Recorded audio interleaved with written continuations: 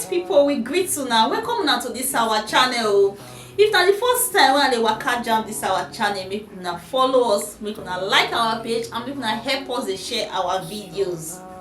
Una know say na ogbonge updated news, breaking news, correct tori na we dey carry come for una for here. So if una never subscribe to our YouTube channel, make una rush go subscribe and also turn on the notification bell so that anytime we be like say we drop updates, una go dey notified.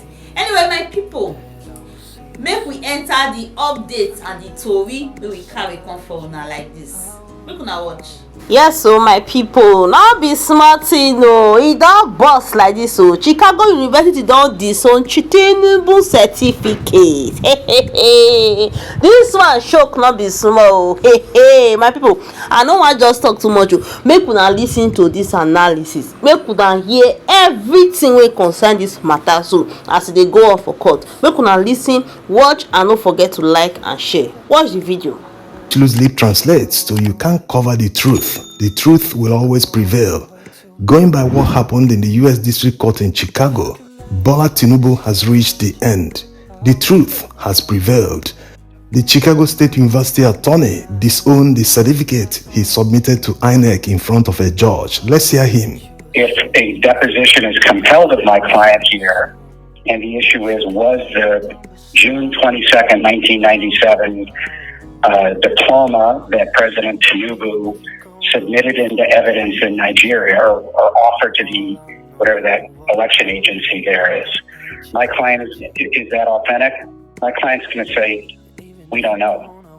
He said, we don't know, that his client, in this case Chicago State University, cannot answer yes or no if the court orders a subpoena. That if the court eventually orders them to answer questions that Atiku's lawyer want to ask them, that they cannot answer yes or no. He also made several references to 1997 instead of 1979.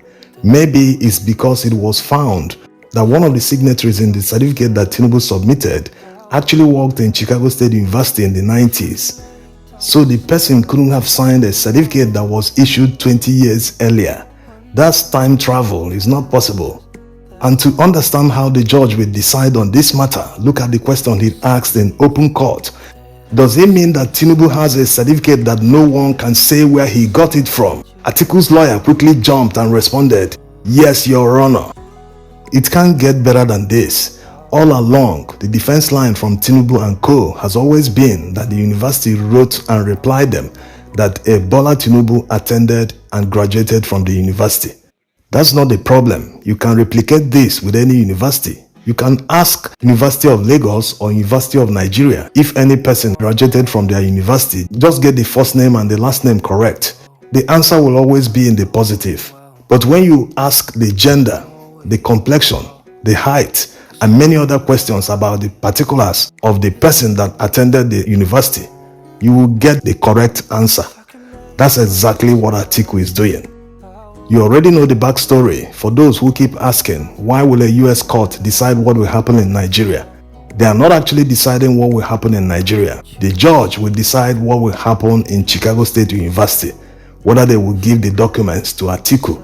And some also ask, why is Atiku challenging Tinubu in a US court?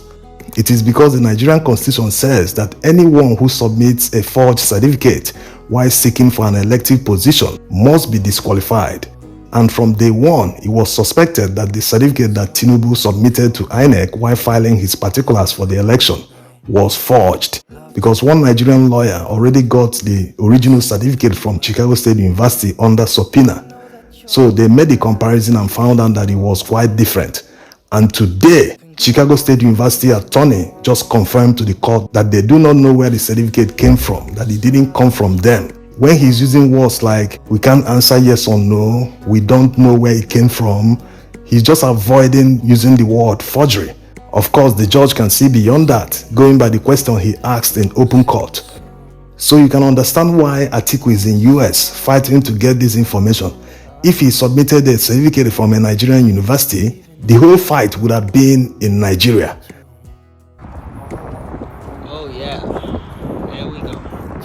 In the beginning, many people were quick to accuse Chicago State University of cover-up. But from what the attorney said today, you can understand that no one is willing to take a hit for anyone, because they have seen far ahead that this might lead to a criminal investigation. And if anyone is found to have forged something or inserted any information for anyone into the records of the university, and imagine the damage it will cause to the person's career and the reputation of the school. So it's better they come clean and say, hey, we don't know this, because there's no defense. This certificate is quite different from the one they issued under subpoena. They can't go back on that. There's no way, because they complied with the subpoena. Now that they have known the whole story, they cannot change again and say this was this was that. So Atiku's approach is the right approach to get all the information. Let's know the truth. Anyone, no matter which side you are on, no matter your political leanings, you cannot in good conscience be against someone who wants to know the truth.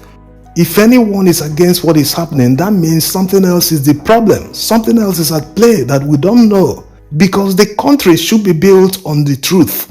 If people in high places are able to lie their way to power, what will happen to followers? What will happen to the common man? That means the common man will commit wars, because they've been motivated by their leaders. They say lead by example. So whatever lifestyle, whatever moral authority, whatever thing a leader does, the followers will have all the right in the world to emulate them. So where are we going as a country?